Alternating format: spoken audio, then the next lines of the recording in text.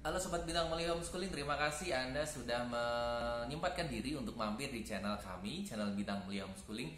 Channel ini sering kami isi dengan beberapa sharing gagasan kami tentang dunia parenting, tentang dunia-dunia perkembangan pendidikan, sehingga saya dan Anda dan siapapun semuanya pemirsa yang ada di luar sana itu bisa berbagi informasi, bisa berbagi gagasan tentang bagaimana sih seharusnya proses pendidikan itu berjalan. Nah, saya kenalin juga, ini kita sudah cukup lama sih kita punya IG ya. Silakan teman-teman yang biasanya suka searching sesuatu melalui Instagram, kita punya Instagram, silakan ketik bintang mulia _HS ya. Kita di sana juga berbagi informasi hal-hal yang sifatnya itu pembaruan pendidikan, kita semuanya taruh di sana.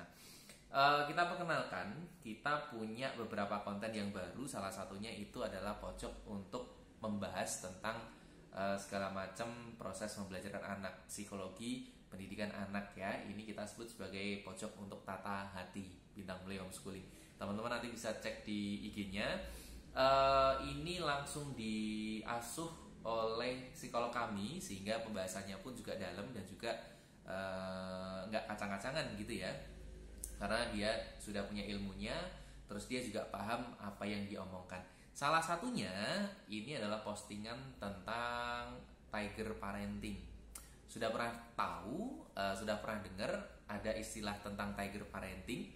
Tiger parenting itu proses untuk ngajarin anak gitu ya, tapi dia penuh dengan saya nggak tahu ini bisa saya sebut kekerasan atau enggak ya, tapi lebih kepada kekerasan yang verbal. Jadi dibentak, dimarah-marahin, atau mungkin ya dibilang bodoh gitu kan. Nah, itu adalah nama istilah lain dari penyebutan tiger parenting. Saya yakin seusia kita pernah mengalami masa-masa orang tua kita itu dulu terjebak dalam istilah tiger parenting ini.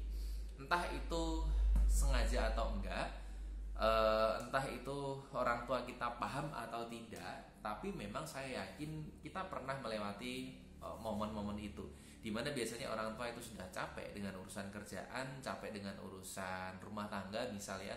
Ternyata pada saat kita belajar, kita masa anak-anak itu, kita nakalnya minta ampun, kita rewelnya minta ampun, diajarin enggak paham-paham kan gitu. Akhirnya itu memunculkan emosi dari orang tua kita selaku yang memberikan arahan saat kita belajar. Akhirnya keluarlah itu kata-kata yang memang verbalismenya kasar, menyudutkan, ya kan? Nah, itulah yang biasanya kita sebut sebagai tiger parenting. Ada yang bilang tiger parenting ini memang bagus untuk ngasah mental anak, keberanian anak.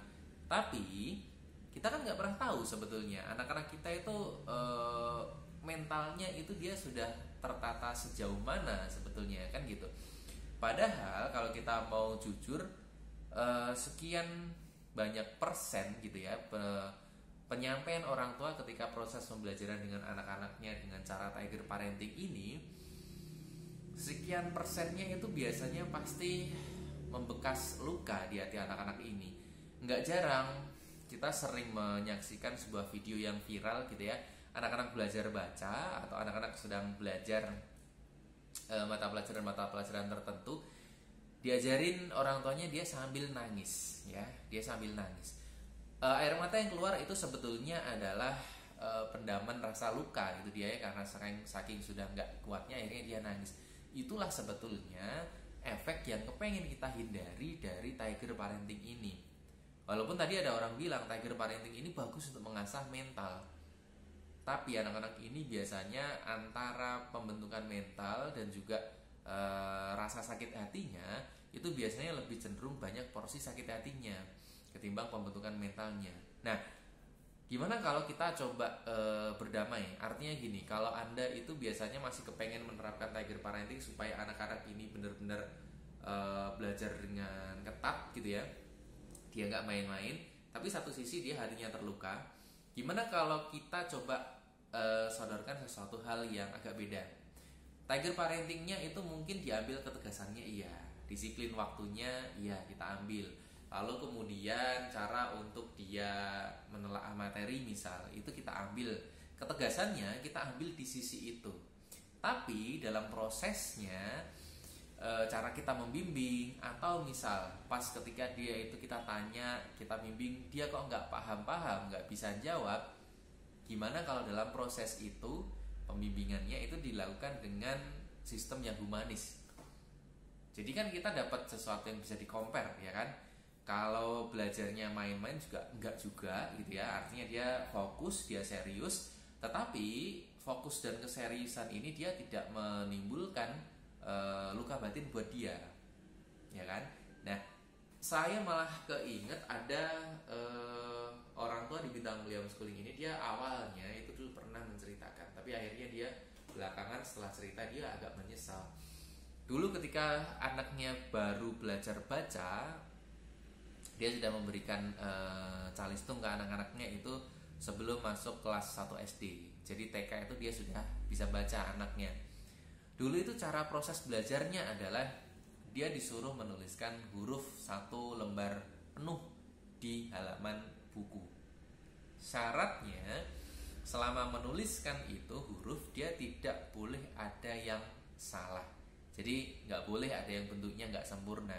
Misal belajar nulis huruf A, jadi di kertas paling atas ya, paling ujung kiri itu ditulis A penuh sederet, terus ke bawahnya A semua. Suatu ketika pernah di bagian deret paling terakhir, ternyata konsentrasi si anak ini dia sudah agak mulai capek, akhirnya A bentuknya tidak sempurna. A itu lebih hampir mirip C, ya kan? Akhirnya apa yang diambil tindakan si mamahnya ini? Dia mengambil penghapus, semua 1 halaman itu dihapus oleh mamahnya. Ya, anaknya itu benar-benar marah. Waktu itu anaknya bilang gini, "Mama, aku sudah capek, kenapa tulisanku dihapus dan aku harus mulai dari awal lagi?" Gitu. Mamahnya tidak bergeming, jadi dia tetap menghapus terus. Karena ada satu kesalahan yang paling akhir, dia akhirnya suruh nulis dari awal, A lagi. Akhirnya si anak tetap nulis tapi sambil nangis.